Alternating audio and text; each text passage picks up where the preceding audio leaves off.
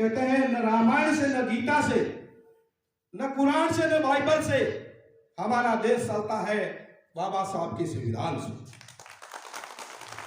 मतदाता मताधिकार जागरूकता अभियान सम्मेलन में बता रहे हमारे समाज के समस्त बुद्धिजीवी वर्ग को मेरा प्रणाम।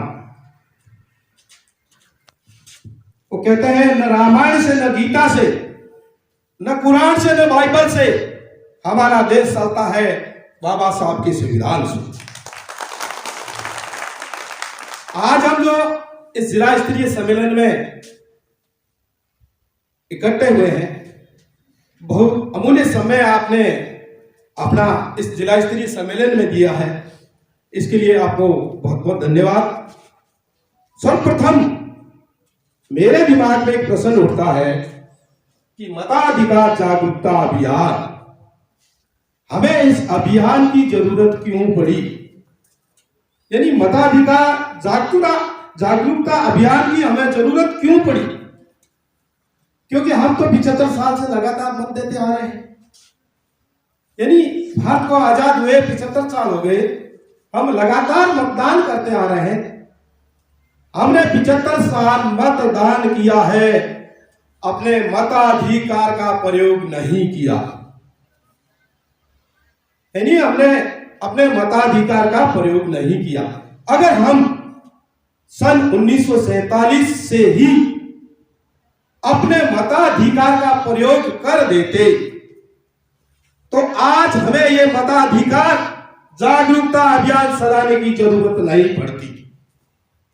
आज हमें इस मताधिकार जागरूकता अभियान चलाने की कोई जरूरत नहीं होती, क्योंकि सन 1947 से ही अगर हम अपने मताधिकार का प्रयोग कर देते और भारतीय संसद के अंदर हमारे हक व अधिकारों की लड़ाई लड़ने वाले, हक और अधिकारों की लड़ाई लड़ने वाले हमारे इस समाज के एससी, एसटी, ओबीसी और माइनॉरिटी के लोगों को अगर हम अपना अमूल्य मत देकर संसद में भेजते तो हमें इस तरीके से अभियान चलाने की जरूरत नहीं पड़ती। वो हमने सोचा नहीं। हमने 75 साल ये नहीं सोचा कि पीएम हमारे को मतदान करना है या अपने मत का प्रयोग करना, इसलिए हमें इस प्रकार के अभियान की जरूरत पड़ी। लोकतंत्र में सत्ता का विकेंद्रीकरण होता है। सत्ता का विकेंद्रीकरण होता है। लोकतंत्र में सत्ता के 4 स्तंभ होते हैं। उन्हीं चारों स्तंभों पर हमारे से जो मतदान में मांगकर ले जाने वाले कास्ट, हमारे से मतदान में मांगकर ले जाने वाली कास्ट, चारों स्तंभों पे उन्हीं का कब्जा है। 4 स्तंभ होते हैं लोकतंत्र के, यानी चारों स्तंभों में उसी कास्ट का कब्जा है। भाई मतदान दान कौन लेता? आप में से एससी, एसटी, ओबीसी, क्षत्रिय ये कभी दान नहीं लेते। ये कभी दान नहीं लेते हैं। दान लेने वाली एक ही जाति है जो समस्त जातियों को कंट्रोल में करके अपनी मुट्ठी में बांध के खड़ी है। टिकटें वह वितरित करती है, किसको क्या करना है, किसको टिकट देना है, किसको प्रधान बनाना है, किसको प्रधानमंत्री बनाना है, किसको मुख्यमंत्री बनाना है, किसको गांव का सरपंच बनाना है। मात्र वो शायद प्रत्येक गांव के अंदर उसी कास्ट के 2 ही घर हो, लेकिन निर्णय वो कास्ट करती है। हमारी 85% जनता यह निर्णय नहीं ले सकती कि गांव का सरपंच किसको बनाना। हमारी 85% जनता यह निर्णय नहीं कर सकती है गांव का सरपंच किसको बनाना। गांव का सरपंच 3% लोग करते हैं, निर्णय वह बनता है। इसलिए बाबा साहब ने एक बहुत बड़ा हमारे को हथियार दिया है, वो है वोट का अधिकार। उसी वोट के अधिकार से हमारे ही लोग संसद के अंदर जाते हैं, सुन के जाते हैं।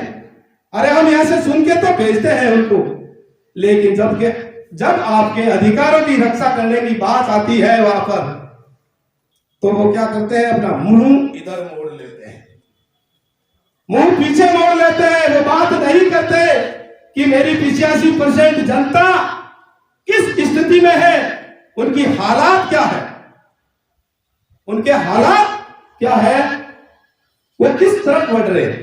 इसलिए हमें आज हमारे जो नेशनल लीडर, हमारे बहुजन समाज के नेशनल लीडर श्रीमान ताराराम जी मेहरा साहब, बैरूलाल जी नामा साहब, इन्होंने अभियान चला, मताधिकार जागरूकता अभियान। जागरूकता यानी अपने वोट को आप सोच समझ के ये निर्णय लेके दें कि अब हमारा वोट किस दिशा में जा रहा है, हमारा वोट आने वाली पीढ़ियों की रक्षा की दिशा में जा रहा है या उनके विनाश की दिशा में जा रहा है, यह सोचना है। इसके लिए ही यह अभियान चलाया जा रहा है।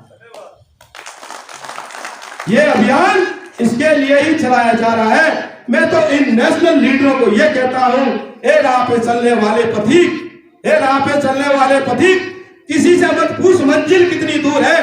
दरिया से निकली हुई नदी ये नहीं, पहाड़ों से निकली हुई ये नदी ये नहीं पूछती है कि समंदर कितना दूर है। पहाड़ों से निकली हुई ये नदी ये नहीं पूछती है कि समंदर कितना दूर है। नेशनल यूनियन लीडर हमारे, हम आपसे ये कहते हैं कि आप आगे बढ़ो। हम जिस तरीके से नदी रास्ता नहीं पूछती है, इस तरीके से आप आगे बढ़ो। हमारा समाज आपके साथ है। जय भीम, जय संविधान, जय भारत।